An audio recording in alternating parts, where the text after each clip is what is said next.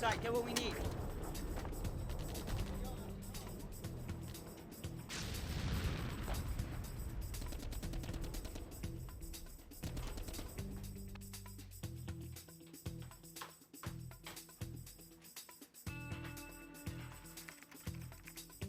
And this is this week's Classic Classic.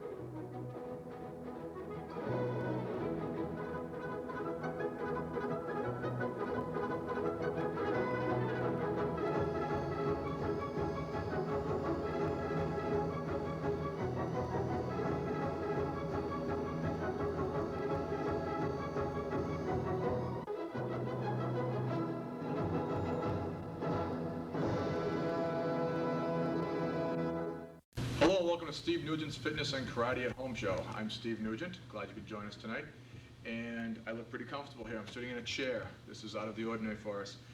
Normally we're throwing punches and kicks and there's kids running around doing karate, people lifting weights, running on treadmills, kickboxing, the whole 9 yards. But we're doing the show a little bit different tonight. I'm actually going to sit here and talk for a while, kind of like the old fireside chat.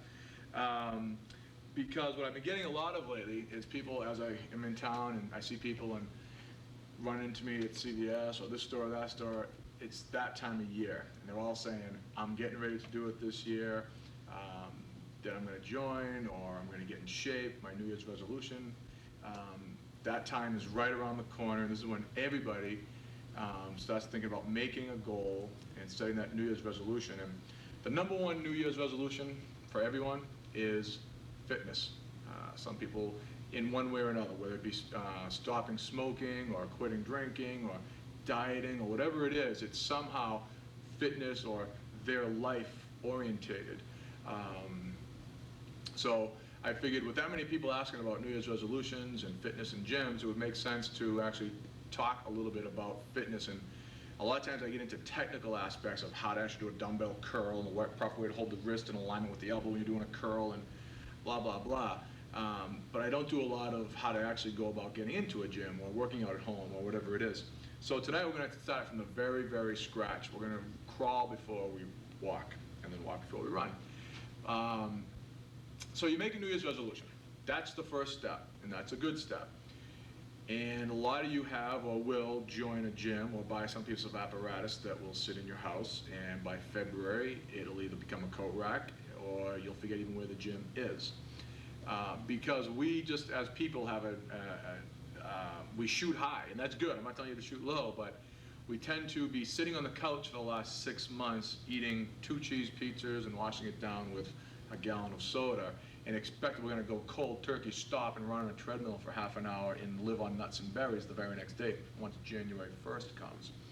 That is just not a realistic goal, and that is why so many people fail to keep their New Year's resolutions, because they're shooting just way too high and they end up beating themselves up because they don't meet those goals. Just because you don't meet that goal doesn't necessarily mean that you are a failure or a bad person. It just means you don't have set goals. You have not done goals like that in fitness related. So the first thing you want to do is make that resolution. You've decided you do want to get in shape, you do want to live longer, you do want to be able to spend more time with your kids, meaning literally live longer to see them and their grandkids. So you've made that decision, you want to do that. So how do you do it? You either A, join a gym, or find some type of apparatus or some type of workout program that you're going to do at home. Second, you figure out when you're going to do this, and you have to be very realistic about that. You want to be able to do this at least 3 times a week, maybe half an hour to an hour a day. So on the low end, that's only 90 minutes a week. And so many people say nowadays it is such a hectic schedule. The kids in soccer, the kids in karate, the kids in this. I've got work, I work 2 jobs, he or she works 2 jobs, my spouse. I know it's busy, but everyone can afford a half an hour to an hour 3 times a week. You have to block that in just like it's going to work. You get to work at 9 a.m. every morning. There's never any excuse for that. You do it. For some reason, fitness is able to be the one that's very easy to push around. I'm supposed to be at the gym at Tuesdays at 7, but something came up, I can't make it. Nothing comes up. Nothing interrupts that. You get to the gym every Tuesday and Thursday at 7 if that's the time you set. So you have to be very regimented in getting to your appointment, whether it be the gym or at home to work out. Then you have to set a realistic goal, how much weight you want to lose, or how much strength you want to gain, or whatever. And a big part of exercising is diet. They go hand in hand. All right, you should basically have a 3-part program: diet, exercise, and the exercise is kind of cut into 2. That's where I get the triangle from: weight training or resistance training, and cardiovascular exercise. So you have diet, weight training, cardiovascular exercise. When I say diet, I'm meaning just eating. I hate the word diet because everyone says they go on this diet, they go on that diet. Everyone's got a new diet. Have you seen the new diet this? Have you heard the new diet that? None of them work. If they did, then why is there a new one every 2 weeks right around the corner? They don't work. Common sense and a balanced diet. So many people come in and say, put me on a diet plan, show me what to eat. I don't even do diets. I don't set up diet plans. I just don't do it. I said, common sense. You know what you should be eating. You know ice cream sundaes are not a good dinner. You know that a large cheese pizza, extra cheese, is not a good thing to eat. You know chicken, fish, rice, fruits, vegetables, meats, things like that are great. Pastas, eat them. Eat as much as you want of them. If you've been very sedentary, just moving, without even touching your diet and your portions, you're going to lose weight, let alone if you then start to control the portions. So I do ask people what they do eat. And many people say, yeah, I'm on the run. I usually grab a steak and cheese sub, bag of chips, and a Coke for dinner every night on the way home from work. And at lunch, I usually have Chinese food and this and that. So I say, all right, we're not going to go crazy and completely eliminate that stuff. We're going to keep all of it, actually. We're just, at the beginning, we're going to just cut our portions down. So if you are eating a full cheese pizza, 8 slices every night, we're going to cut you down to 7. I'm not cutting it out of your diet. Just get down to 7. And people say, oh, that's easy. So just do that for a month. Go to 7 slices out of that pizza, okay? Save the other one or give it to someone or throw it away. And all of a sudden you'll say, well, this is easy. I've been doing 7 slices for a month now and I've reached my goal. And people start to feel good about themselves, that they've attained that goal. Great, we go to 6. Then we go to 5, we wean it down to 4. Before you know it, 2 slices is all you're eating. And then you may even go to none and replace it with a salad or chicken Caesar salad or whatever type of thing you're starting to go to. But the point is you have to be very, very slow and gradual. Otherwise, you're going to be that person that joins the gym in January and you're gone in February. I've been doing it for 24 years now. I see it 24 times. I've seen it. It happens all the time. You join in January, they come in January, and they're gone in February. They just start off with much too high, unrealistic goals. I'm going to get in shape, I'm going to lose 40 pounds, I'm going to do this, I'm going to do that. Most of them either get demoralized, and that's why they don't, because they don't see it right off the bat, so they quit. And the other half that quits, the worst thing that happens is they do see results. They hit their goal, and then they quit. And they put the weight right back on, and next year I get them again. It's crazy, it's insane when you think about it. It's got to be a lifestyle. You have to incorporate fitness and what you eat and exercise into your life. It's got to be like going to work. It's got to be like getting up. It's got to be like going to sleep. That half hour to hour that we talked about 3 days a week and what you eat just becomes a lifestyle. If you do that, you will lower your heart rate, your cholesterol, your cardiovascular endurance. The arteries will enlarge instead of contract or constricting. And you do it every day, or every 3 times a week. If you do that, you will add years to your life. You will live longer. That's basically what it comes down to. You get to live longer. And if you do it like that, I promise you'll get results. Now, how do you join or where do you go? There are lots of gimmicky type things you see on television. I don't recommend any of them. There's nothing I've seen on TV that is worth buying, I think. Regular old-fashioned sit-ups, push-ups, jumping jacks, walking, stuff like that with no apparatus is phenomenal. Joining a gym and getting into the actual professional equipment is fantastic, if it fits within your budget. If you're looking at fitness centers, you have to go to them, all right? Call and set an appointment. That's usually best, especially this time of year. People may not even be able to get to you, especially if it's a bigger club. Call around, set appointments, and have them take you around on a tour to show you exactly what they've got, how it's done, and everything like that. Then you see firsthand, the clientele, the demographics of the club. If you're a 52-year-old female and there are 18-year-old males everywhere in the club yelling, screaming, lifting 800 pounds, that's probably not the type of club you want to be in. So you got to find a club that you're going to feel comfortable in going to every day. If the equipment fits your needs, the clientele fits your needs, the next step is sit down and talk to them about memberships, and it runs the gamut. Your average club can be anywhere from on the low end, say $300 a year, all the way up to $1,200 a year, depending on the amenities and things like that. You want to be careful and you have to be careful too, is what you go in wanting one thing and end up buying another. It's notorious in not just the fitness industry, but other industries. People say, I really just want a treadmill and I want to lift some weights and lose weight. That's what I want. But I ended up joining the $1,200 gym because I had a pool, and then I realized I don't even know how to swim. So you got to be careful and not get caught up in, sort of the what they call in the industry the fat man clubs, where they have the jacuzzi, the sauna, the whirlpool, the swimming pools, things like that. Those are great amenities. If that's what you're looking for, then go for it. Dish out the grand and join by all means. I love them too. But if you're looking for training and to lose weight, don't lose focus as to what you're trying to do. A regular fitness center may be what you're looking for. Again, most clubs run from the low end 3 all the way up to 12, anywhere in the middle. Most of them are looking for a year or 2 years, some of them. Many of them you can pay the whole thing up front. Many of them will finance it over 12 months or 24 months periods. You got to read very carefully what you're getting into. Most people working the front desk at these places are 17 years old. They throw a piece of paper at you. It's a legally binding contract. Read it. Make sure you know what you're getting yourself into. Especially people from Burlington, we've seen clubs come and go around here. Be real careful what you get yourself into. So you've done that next though. You joined. You're all set to go. Next step is make sure that they are setting you up with your first initial personal training sessions. This is the trainer that's going to take you around, ask you your needs, and show you what you should be doing to reach those goals. You can't necessarily have a cookie cutter mentality for every single person. If you have a 17-year-old male come in, pushing up 500-pound bench press, he shouldn't be doing what the 72-year-old senior citizen should be doing.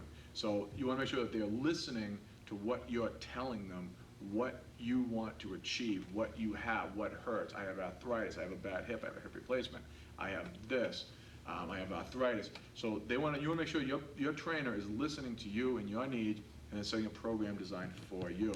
They should take you around, show you how everything works, seat heights, weights, pins, what the name of each thing is, what muscle group is supposed to be working. You then want to finish your workout with cardiovascular exercise, whether it be walking, riding a bike, elliptical cross trainers, steppers, whatever it might be. You want to finish at the end of your workout so that you're not working your heart and lungs. That's your first time through.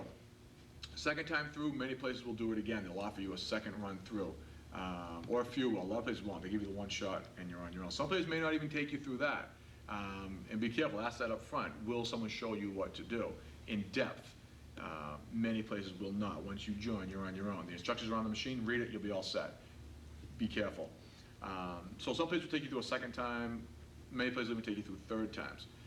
After that second or third consultation, you should start to feel pretty comfortable with what the name of the machine is, what muscle group it works, how the machine works, what way is appropriate for you, and your cardiovascular ending. Then you can come and go as you please anytime you want. Some people then take it a next step where they want someone holding and counting every rep for them. That gets into regular personal training. That's usually an extra fee on top of your membership. Those rates can run anywhere from $40 to $80 an hour. And that's if you felt that you needed that. Many people do. Many people will have like a one session with someone, or every session, or once a month as a rebuff, depending on what your budget will allow. But that's a route that some people go down. It may not be a route that you want to go down. Some people just like someone cracking the whip on them. So you've done all that. You're into your third or fourth workout. You're feeling pretty good about it. Like we talked about earlier with diet, your fitness goals have to be realistic also. You have to start off real light, real low, and real slow, so that you don't feel demoralized again when you're not able to attain that goal. The weight's too heavy, it hurts. Find weights that you can start with, you can reach easily between 8, 10, 12, 15 repetitions, and gradually grow with that. It's the old saying, Rome wasn't built in a day, and neither were bodies. As you start to see results, then you can start to push yourself and bring up your weights a little bit. By now, you should already be into your 8th week. So you've now already beat out that big population of people that have dropped out before February 1st. You've made it through the entire month of January, you've made it through the whole month of February, and now it should start to become a lifestyle or a part of your life, the way that you're doing it. Also, the people that you're in the gym, it's nice to converse with them to hear different ideas, how they do it, what they eat. It becomes kind of a all for one, one for all type mentality. And it's just nice to rub elbows with people who have common goals as you do, or common ideals, or common bonds, whatever it is, that we're all on the same page and we're all trying to stay fit. And then we're into March, April, May, and now you are an official gym rat musclehead. You did not drop out in January. So that's the little prep for tonight. We will take you through, I'm going to take you over to the gym after this, and I'll show you some of the different machines that a lot of the different clubs have that you can use and how they work. But I hope you enjoyed this little talk tonight, because I know a lot of you are going out there to look around and look in fitness centers. Remember what I've said, and you should be fine. All right, so let's take it over to the gym. We'll have some fun tonight. Okay. Now, when you're going through, you want to look for, obviously, the condition of the equipment, how new it is, how old it is. If it's old, at least if it's well kept, it should be fine. Come on down here so we can take a look. We're going to start down here. Most places are cut up into body parts. You'll have like your leg machines in one area, your arms in another area, shoulders. So it's kind of, the machines are trying to be somewhat clumped together. We walk down here, you see someone in like the leg section right now. You've got like a side back leg press. You have someone working with the back of the leg, the hamstring, so she's doing a leg curl back there. There's also a front machine for the quadricep. And then I do have a couple of arm machines there, just because we're somewhat limited in space here. So our arms I've lumped in with the legs, but for the most part you've got leg presses, hamstrings, and leg over there. This big monstrosity right here is what they call a cable crossover. This is real nice. It's a multi-exercise unit, meaning you can work virtually every muscle part there is right here. The cables and pulleys are all adjustable, so if I want to, I could be doing my biceps this way. I can change it up this way. That was the work in the front. I can work the back of the arm, tricep, pushing down this way. So I've got a lot of different options on this. I can actually do leg attachments. A lot of women like to work like inner thigh going this way. So they attach the strap this way, slide that back down, and then pull across this way. What they call adduction, working the groin muscle or inner thigh. There's also back exercises over here, tricep, pulleys. You could basically spend the whole night on the cable crossover. Over here we have what they call a preacher curl, which is for arms. Sit in this way. The bar's curled, so it helps keep the elbow in alignment. My elbows sit on the pad. I pull up as I let it back down. And again, I'm trying to work my biceps. Basically, it's doing the exact same action that I was doing on the cables. Just hits in a different way. Actually, it's a little bit heavier. It keeps me more locked in on that. With these, I somewhat tend to cheat or can rock, although you shouldn't. That keeps you more viced in. Tomato, it's virtually the same thing. Then you have your dumbbell racks over here. Most places run anywhere from 2 to 3 pounds, or up to 50, 75s, or whatever you need in between. So people can do what they call free-weight exercises, like this gentleman over here is doing, working his shoulders, pushing up, pushing down, pushing up, pushing down. So he's using this dumbbells to do it. There's also a shoulder machine like this. You saw that gentleman was pushing up and down. This is the same action. Pushing up, pushing down, because the machine is going to keep it balanced for me. It's nice too if you're starting out where dumbbells may be a little bit advanced for you, that free weight, because they can tend to get away from it. It's very three-dimensional. It can go in any direction. These machines keep the weight balanced for you.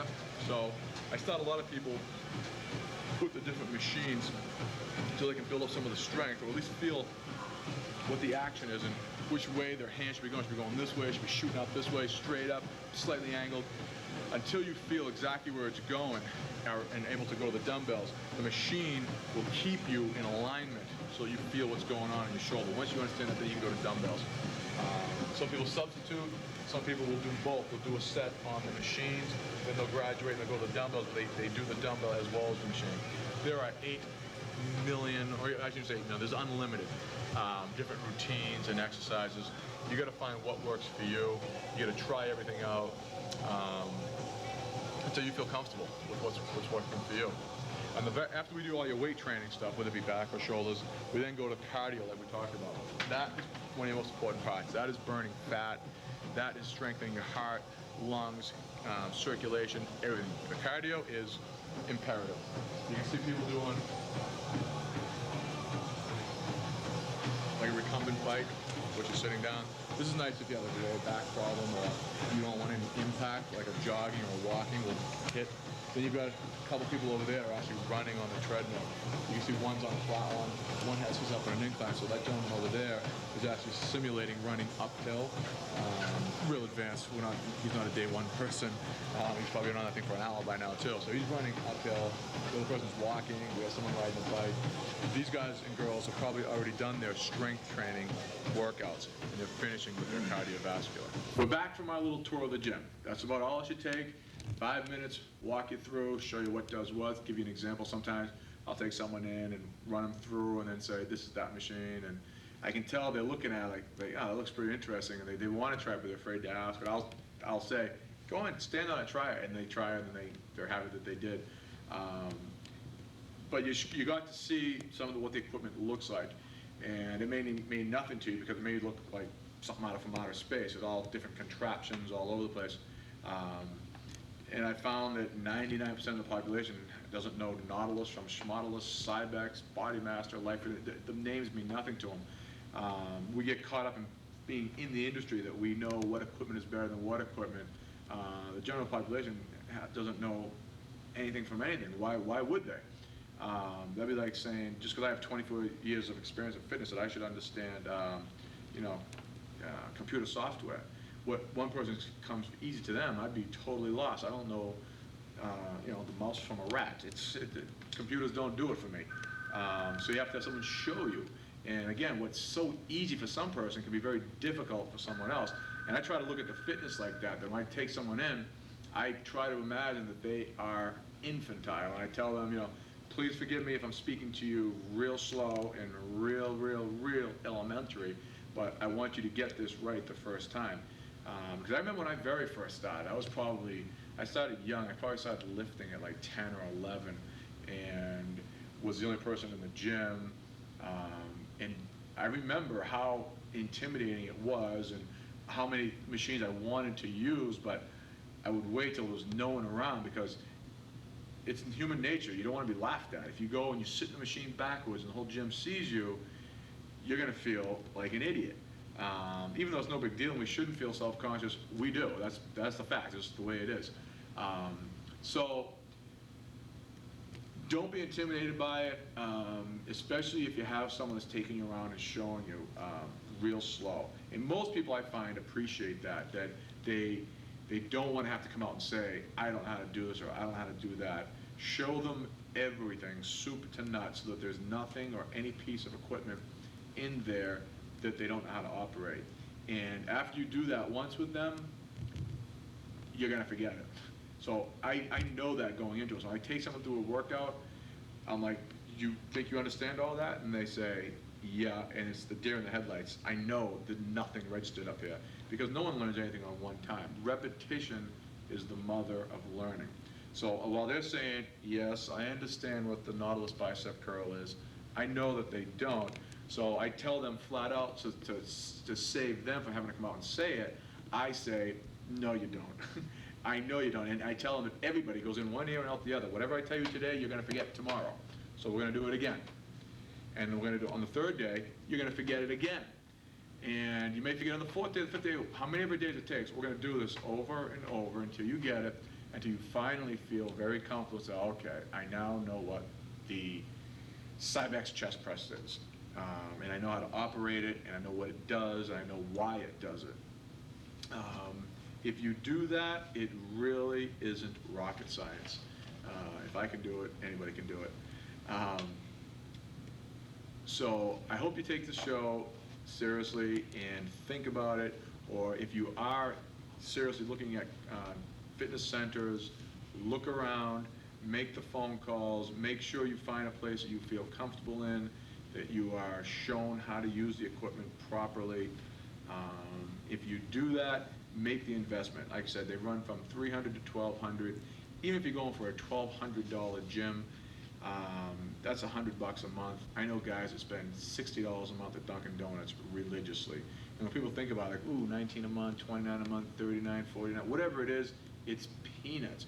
You're dropping $3 a day at Dunkin' Donuts for a coffee and a donut. That's $3 times 30 days, $90 a month. So people will spend $90 at Dunkin' Donuts and not think of anything of it. But if it's a gym for $50 or $40 or 30 or 19 or whatever it is, they squawk about it. Don't. I'm not trying to get you to join my gym or any gym or anything else, but it's your life, it's your health. Do it for you, and for $30 or $40 a month, it's well worth it. Cut out the Dunkin' Donuts or the whatever you're doing for breakfast, or the lunch, or the fast food, or the McDonald's. Lunch at McDonald's going to $7 or $8, $9 a day now. So skip a few of those and put that money aside if it's a budgeting issue for a fitness center. Again, it's well worth it. You'll thank yourself, your family will thank you, and you'll feel better, and you'll have more energy. So I hope you enjoyed the show. Next week, we're going to get into more nuts and bolts. We're going to go through a workout. We're going to take someone through a workout. We're going to expand upon what we did today. We're going to have a pretend person who has actually joined, and then we're going to take them through their first run. So you can see exactly what I'm talking about when I take people through real slow and show them each machine. So next week, we'll have the full half hour devoted to each machine and the cardio workout. So I thank you for joining us tonight, and I look forward to seeing you again. Thank you. Everybody was kung fu fighting.